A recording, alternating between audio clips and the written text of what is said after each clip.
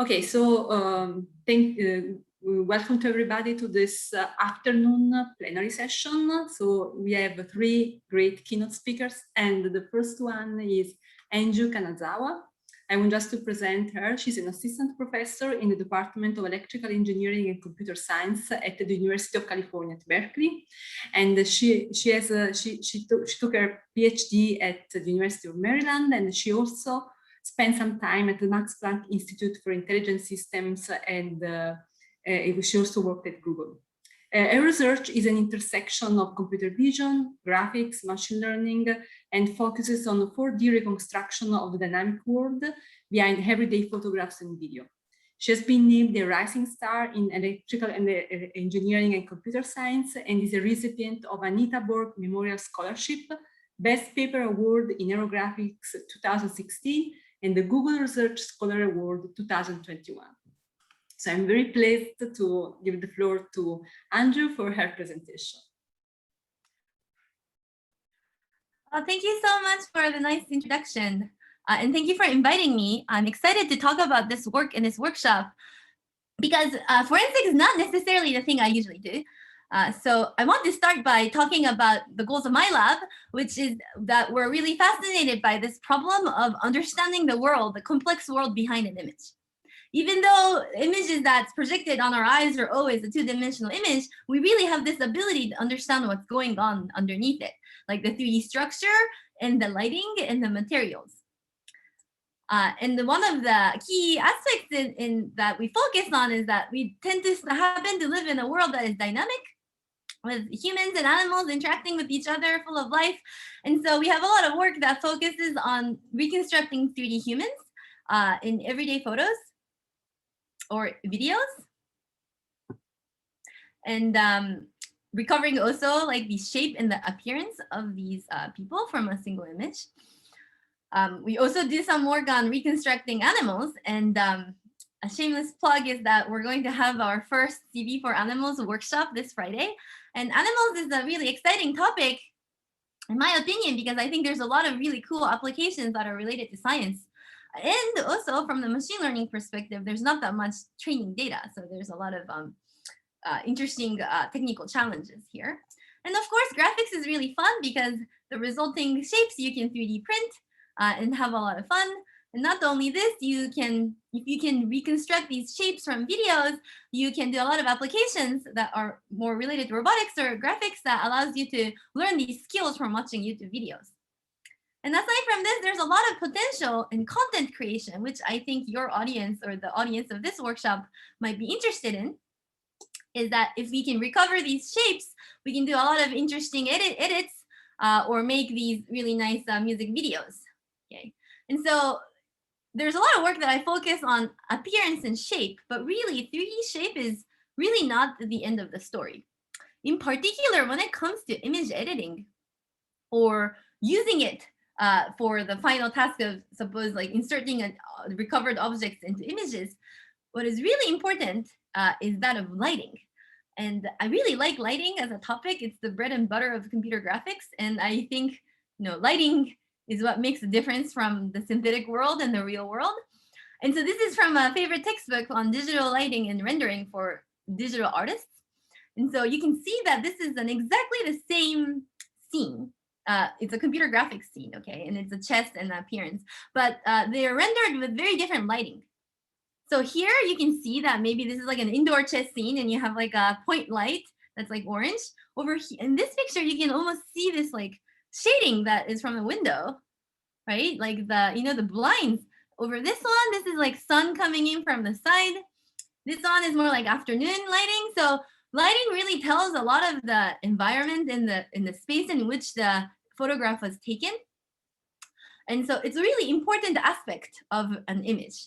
And so recovering the underlying material that is independent of the particular lighting that it was shot is really important if you want to reinsert or re-edit these things after you reconstruct them.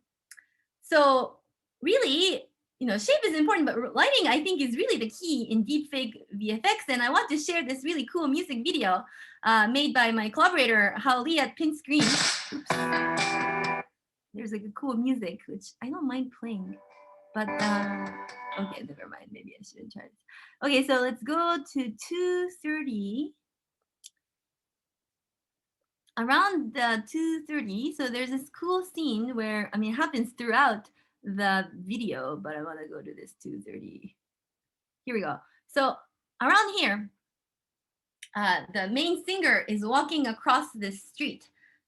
Perhaps it's hard to see because of this video. You can look at it later. But as he walks through the city, you will notice that his face will start to change, and there's a VFX effect. And that is done by these deepfakes. And I don't know how exactly this is done. It might be there's some involvement. I'm not so sure. But you can see that this is digital content, and for it to really blend well in this music video, getting the lighting is super important of the environment, as well as ability to get the albedo of this character so that you can relight it in a realistic way. Okay.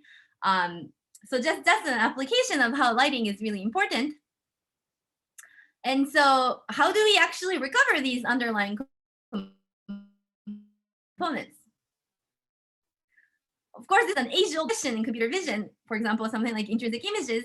And if you put people in this kind of light dome, then you can obviously recover like the material properties, and if you take lots and lots of pictures. But today I want to focus on this question of, how do we relight an existing image? If you have a single image on the internet and you want to relight it, how do you really do this? And there are many approaches on this. I'm not going to deep dive too much into this, but like really a big differentiation is in any of these image editing approaches is like, one is a more generative model or black box or image-based editing approaches. And so this is a really new paper that will be presented at this SIGGRAPH, and I really like it. It looks really good. And it allows you to relight a portrait. It's specifically only for the portrait because it's StyleGAN based. The users are allowed to give some environment maps, and you can relight people. And this will generate very realistic lighting. Now, this is nice, but then you're always, reliant on the availability of the StyleGAN. So this is really cool direction, and maybe this would be the way. But what artists like, in my experience with talking to the industry folks, is to have a little bit more physics-based approach, which is much harder, but gives a lot more power to the artist in which how they want to do it. Because if you can, I call this problem of de-rendering, which is a given an image, you want to de-render, unrender, meaning you want to recover the geometry, the lighting, the albedo, and all sorts of components that you can recover from it. And once you do, you can relight this actor from different viewpoints. So this path, which is the harder, but ideally more control, is the direction that we're looking at. And I want to talk about this work that would be presented at this CVPR,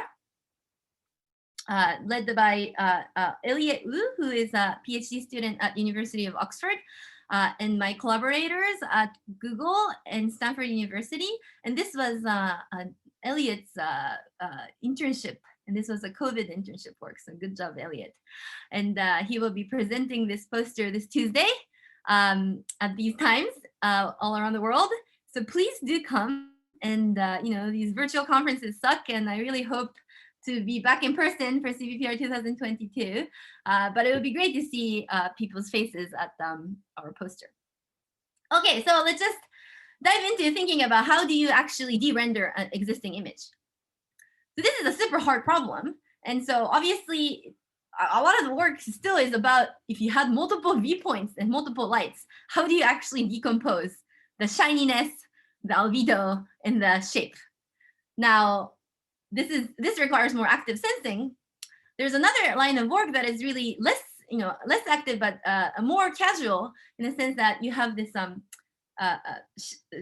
spotlight from your phone, and you can take a picture with your flashlight on, and this gives you some information which allows you to recover the shininess or the albedo of the image. So these are a little bit more active methods. More non-active methods, like take a single image and give the decomposition type approaches, mostly rely on synthetic supervision. So you might make this huge data set of indoor scenes which has all the supervision, and then you can train your neural network to output the shading and all of these components. Now this is fine, but then if your training data didn't cover, if your object that you want to reconstruct wasn't covered in this synthetic data, it won't really generalize.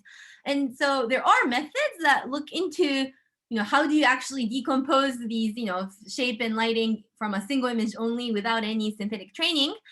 However, these approaches mostly focus on simplistic shading options and mostly focus on faces. So there's a lot of diffuse lighting or Lambertian, which is a very basic kind of lighting, but it doesn't capture view-dependent effects like shininess or specularities. So the question that we ask in this work is, what do we do if we only have a single image on the internet? So for example, let's just take this vase. This work was actually in the concept of like cultural preservation. We wanted to take these nice museum artifacts photos and then reconstruct them and understand them more. I wasn't really thinking about it media forensics, but you could take these vases on the internet and put it in your fake images. Okay. And then the question that we want to ask is, how do we go beyond diffuse lighting? How can we reason about specular lighting and material information, specifically shininess in this work, from a single image without having any alternative views? Now, this is a super hard problem, and we still can't solve this, but it's an explicit problem formulation. So we introduce some assumptions to approach this, to start thinking about it. So the one assumption that we make is, instead of a single image, let's just assume that we have an image collection of objects of this type, maybe like all the vases in Met, which is what we did. And then maybe we can learn priors from this, of what kind of shininess parameter priors are existing in this kind of categories. And another assumption that we will make is that we will assume a very simple class of geometry that is solids of revolutions or rotationally symmetric objects. And making these assumptions, I will explain, allows us to recover the geometry much easily, which is really, really key for recovering very good lighting or complex lighting that's beyond the diffuse. Okay, so specifically, our training data consists of single image collection of vases from the Met. And I mean single image as in these are internet images. So you don't have multiple images of this vase. You just have a single image and that's it. But you have many of these single images of different instances. And on these, you process these images using an off-the-shelf semantic segmentation algorithms to get the silhouette. And these are our cues. Okay, so we have a single image collection of rotationally symmetric objects with silhouettes, but we don't have any explicit 3D or multi-view or multi-light images, okay? And so we assume this solid of resolution, and this is really nice because once you assume that the object is rotationally symmetric, you can use this parameterization of solid of revolution, which is simply rotating a plane curve around the axis of revolution. Okay, so you can already describe a shape simply by height and the radius at every single point of this curve. That will give you the 3D shape of this this rotationally symmetric objects. And then you can even unwrap the surface representations in where these are the, what the appearance of the object. Okay, so this is the parameterization that we're going to use, which is going to make the recovery of the geometry really easy. So using this parameterization, which is differentiable, we're going to train a network that can predict the parameters of the radius and then the curve and the height and the radius at every single point. And then the camera pose in which we're looking at this face in order to get the geometry. This is usually a really hard point, and a lot of the papers right now are still trying to figure out how to get the right shape. But this bypasses a lot of that issue thanks to this assumption. And then we can train this network to reconstruct the silhouettes. And so give me these parameters that when you render it, will reconstruct the silhouette. So that gives us the shape. Once that gives us the shape, you can take the shape to unwrap the appearances in the image into this texture image space, which is a viewpoint and deformation independent space. Basically, this is like, what does the surface look like if you unwrap this space? Okay, and from this, you're gonna have another network, two networks that outputs the lighting in terms of, and then the material. So this is the environment map, which is like this, surrounding lighting. And then the material in terms of one value of shininess, how shiny is the object. And then we're gonna also get the albedo, which is the color of the surface, aside from the lighting. And then the objective of this method is by analysis by synthesis. We basically ask, oh, when you render an image using the predicted geometry, the lighting material, and albedo, you should have to reconstruct the input image. So now you can train this approach. Okay, but this is an extremely ambiguous problem. And so there's this trivial solution, which is to put everything in albedo and output 0 light, and you will perfectly reconstruct your input images. So this is not good. And so in order to regularize this, we have a simple but effective idea, which is to also reconstruct the image using a single RGB color. So basically we take this albedo map, and then we're going to average it and take like a single color, and then use that as the albedo to render an image. Then because we're explaining the surface of the vase with a single color, single flat image, the network is encouraged to output something in the lighting to describe these specular shiny components. Okay, so this really prevents the network from outputting 0 light. Okay, so this is one step. But then this alone doesn't really solve the problem. And really the hardest one is to remove the specular highlights that remain in the albedo, because the network is really not encouraged to take them away, because if you leave it, you combine it, it will still look like the real images. And this is really the most challenging aspect of this problem. And this is really like the in-painting problem. And this is why you need supervision or other kind of multi-view or light source information in order to decompose, trying to get rid of these highlights in the albedo. So in this work, we introduced a new idea called self-supervised albedo discriminator, which abbreviates to SAD. So what is SAD? Okay, so SAD, okay, so we have this setting where we have a texture image that we want to decompose into albedo and lighting, which our network has done. Specular is computed from the geometry and the predicted lighting. What we do is we're going to sample a bunch of patches in this and then sort them by how much corresponding specular image has shininess, okay? Right, so I have randomly sampled patches. They have albedo and specular. You can sort them by like most dark specular or like lighting to most varying specular, which means there are these highlights. And then what we're going to do is, so basically the top and the bottom, so we can take the top 10 or top K patches and say these red patches, red albedos actually have a lighting at that particular location in the corresponding patch, but these ones don't because the lighting is 0 over here. And what we're going to do is ask the network, a discriminator network, its task is to identify just from the albedo whether this patch includes a shiny thing in the lighting component or not. Okay, so this is a little bit hard to wrap your head around a little bit, but it really makes sense in the sense the idea is from albedo alone, the discriminator should not be able to tell whether it has a specular or not, right? Because specularity is a lighting problem. And so it doesn't matter what the albedo is. I mean, in the true cases, you look at the albedo, you can't tell whether it's lighting or not because it depends on the lighting. So that's what you want. And then if the discriminator is completely confused, that means you can't tell the difference between patches that have the lighting, patches that didn't. So this is the idea.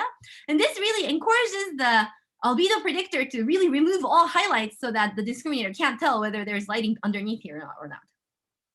So this is a cute idea. And then we call this self-supervised because unlike a normal discriminator in the GAN literature, you don't need a real set of albedos because we're doing all of this by ourselves. Like if you had real albedos, then you could have done this that way, but we don't really know what real sets of albedos for this particular class of objects are. And but then it's nice because we don't really need to actually have that in order to do it.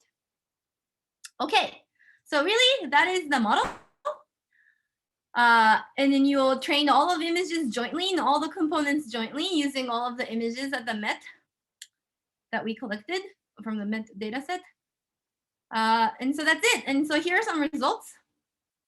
So given images of these bases, our approach is able to reconstruct this geometry, the albedo, the diffuse lighting parameters, and the specular lighting, and then the material, which is the shininess, which we illustrate with this this sphere over here, and the environment map that gives rise to the diffuse and specular components are shown on the right. Okay, here are some more results. We have more numbers. We made synthetic data set with the synthetic rendering so that we can do some numerical evaluations. But here we have some ablations that show that like without the SAD, which is the self-supervised albedo supervisor, it really retains these kind of shininess in here because it has no incentive to really remove them. And then without the albedo, everything goes into, without the single albedo regularization, everything goes into the albedo and lighting is completely black. Okay, so that's kind of the analysis. And here's some cool demo because now you can reconstruct them and you can actually rotate them around, which is a nice property that this is SOR again, which gives us this cool novel view synthesis results. And then we can also relight this with different kind of environment maps. Okay, and so we trained this on the MET data set. We were also curious what happens if you take this to real internet images of vases and whether it generalizes. So Elliot took them and ran them on the open image data set, and it works. It seems like it's giving us encouraging results. And here are some results with the real data from the internet. Okay, so that really concludes my talk. And so let's go back to the takeaway. So the takeaway is that de-rendering image from a single image without any ground truth supervision or multi-view or multi-light signal is a really, really hard, challenging problem. An existing method that tries to tackle this problem mostly focus on diffuse lighting or like things like faces. And so we wanted to think about how can we recover these complex view dependent lighting effects. And in order to do so, we made a very strong shape assumption of SOR, which provides really good geometry and camera pose estimate. And this is really key for obtaining complex view dependent lighting, because if the geometry is bad, then everything is not good. Or if the camera is bad, everything kind of goes crazy. And then we also introduced the self-supervised albedo discriminator that really encourages the network to remove the lighting from the albedo component. And the nice thing about this is that the way we construct this, you don't have to have any real set of images required. So this is an interesting path. There's a lot of, there's a lot more. So I hope the fake news people can be sure this is a very challenging problem, and then we're making progress on this. Okay, all right, but that concludes it. So I'd like to thank my collaborators once again. The project page is online. The code will be public soon. We're preparing it so that we can have it by the time we have our posters. So please come visit us in the poster sessions, and I'll take any questions. Thank you very much, Angjoo, for this great presentation. I think this is a very interesting work for the forensic applications.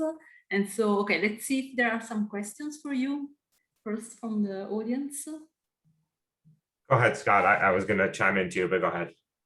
Sure. So you mentioned, from a single image, this is all very difficult, and I understand, it's not always available, but in the defocus literature, they're looking at these sort of dual pixel representations or dual pixel captures that a lot of smartphone cameras have. Is there an understanding of how useful sort of this two-view light field is for lighting recovery, for instance? Yeah, so there's a lot of work in that. I kind of consider that as an active setting, right? Because you actually have to take a picture with your phone. And then once you are in that active mode, then I think there's a lot of freedom. For example, there's a lot of work by Manmohan Chandrasekhar's lab that looks into this problem. I think here I'm more focused in, I want to take this image on the internet and then insert it into somewhere else. So that's kind of like the problem setting that I'm kind of focused on. Sure. Okay. Thanks. Hey, Angjoo, that was great. Thank you. I have a question about priors. We have a pretty good prior on lighting environment. So for example, if you take your classic spherical harmonic representation, we know that the coefficients fall off exponentially. I imagine there are similarly good priors on things like albedo and so on. So I'm wondering, is there a place to bring in lighting, surface normal, and albedo priors into this? Yeah, so there is actually, I'm not really talking about it, but you know how when we combine all of these components, it's physics-based. And so that's where all of our prior goes in, like, you know, because there are many different ways in which we can model the environment maps and materials. And, you know, here we focus on a single glossiness, but we could have had the proper model, more expressive model would have been like every single pixel gets its own roughness. And so these are the kind of, you know, there is a lot of modeling underneath this. And we learned that, or especially Elliot learned a lot about how to do the physics-based lighting. And so this is definitely physics inspired, and it kind of comes in the reconstruction term. How do we actually put it together? Right. And if I may ask just one follow-up, unrelated though, is you had mentioned faces. Obviously this community is going to think a lot about faces, and being able to reconstruct lighting from faces is obviously very important.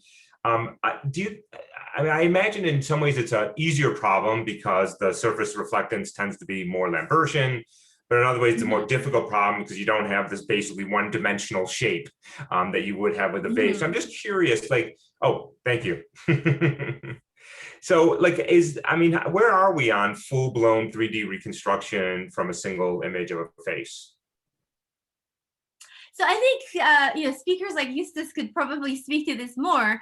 And I don't necessarily really focus on the shape, but faces. But I think faces really has you know, really good priors and data and the morphable models. But when it comes to faces, I mean, I'm not always a fan of this black box approach, but this paper I really like because it nicely combines the style GAN, which is a little bit more opaque. You know, it's controllable, but it's a little bit more opaque, and it gives you a way to basically supply an environment map and then relight an image on top of this. And I believe this is from Christian Thielbach's lab. So this was very, you know, it looks really good. But then again, it's of course it's the challenge is that once you move into this generative models and you start, you can't control it. It might change some of the aspects. And so if you really want to do it properly, then you do want to do this kind of approaches. But then morphable models are really limiting, I think, because it really doesn't really capture the full set of the space. And so in this work, it's kind of older by now, but like in this work, we actually didn't use any morphable models, or we used morphable model as a training, but we directly output the geometry, keep it free form so that it can actually capture a little bit more. But then again, I think with the faces, the real challenging thing is things like hair and clothing. And so I think there's a lot of challenges still. Yeah. I think that's right. Thank you. Thank you. I appreciate that. Thank you, Angjoo. Even if, I mean, in forensics, it has been always difficult to apply this in, you know, very practical scenarios like or in the wild. And this work is really highlighting for us. I mean, it's really great. So let's hope that we can use your work in the future. Thank you very much, Angjoo. Great. Thank you so much.